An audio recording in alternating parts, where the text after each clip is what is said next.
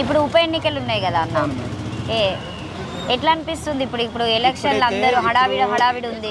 ఇప్పుడు సర్వే ప్రకారం అయితే మొబైల్ సర్వే ప్రకారం అయితే ఎక్కువ మాగంటి గోపీనాథ్ గారి భార్యకే వచ్చే అవకాశం ఎక్కువ ఉన్నట్టు కనిపిస్తుంది నాకు. కాంగ్రెస్ కొంత నాయకుడు కూడా ఎవరు కనపడరు ఇక్కడ. నవీన్ యాదవ్ సంగతి అయితే మనకి తెలియదు. మనకి ఆయన ఎక్కడో ఇసుకు కూడా ఉంటాయని తెలిస్తే తప్ప ఆయన ఇక్కడ ప్రజల్లో అక్కడ నానుడు ఉందో లేదో మనకే తెలియదు. మనకి ఈ 10 సంవత్సరాలు టీఆర్ఎస్ వచ్చింది కాబట్టి కొంచెం కేసీఆర్ గారు అందరి మనసుల్లో బాగా నిలబడిపోయినాడు. ఎట్లా అంటే అది రైతు బంధు అని రకరకాల స్కీమ్ తీసుకొచ్చి ప్రజల మనసులో బాగా గట్టిగా నాటుకుపడ్డాడు అతను.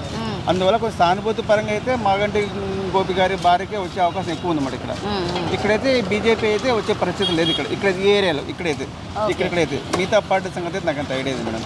అంటే మా ఫ్రెండ్స్ ప్రకారం వీళ్ళు సార్ ప్రతి షాప్లో చెప్తుందంటే మాగంటి గారికి భార్య గారికి వచ్చే అవకాశం ఎక్కువ ఉందంటే కనిపిస్తుంది నాకైతే. అంటే మీకు బీఆర్ఎస్ ఉన్నప్పుడే మంచి లబ్ధి జరిగిందా? అంటే నాకే జరగదు. నేను మాది వాస్తవంగా మాది ఆంధ్రప్రదేశ్. మాది మేము వచ్చే దగ్గర వచ్చి 15 సంవత్సరాలు అవుతుంది. టీఆర్ఎస్కు 2 సార్లు డబుల్ బెడ్రూమ్ కోసం అప్లై చేసాం, రాలేదు. ఈ గవర్నమెంట్ వేసాం, వస్తుందో నమ్మకం లేదు. ఏదో ఆశిస్తుందని ఓట్లు వేస్తుంది, అది కాదు. మీకు డబుల్ బెడ్రూమ్స్ ఇంద్రమ్మ ఇల్లు ఇంతవరకు రాలేదు మేడం. టీఆర్ఎస్ 2 టైమ్స్ చేసాము. రేషన్ వస్తుంది మేడం. అది తెలియదు మేడం. గ్యాస్ రాలా, ఏం రాలేదు మేడం. చాలాసార్లు తిరిగాం కానీ దానికి సంబంధించిన అధికారులు దానికి స్పందించట్లేదు. ఎవరు కూడా చాలా వరకు ఎవరు కూడా స్పందించట్లేదు అనమాట.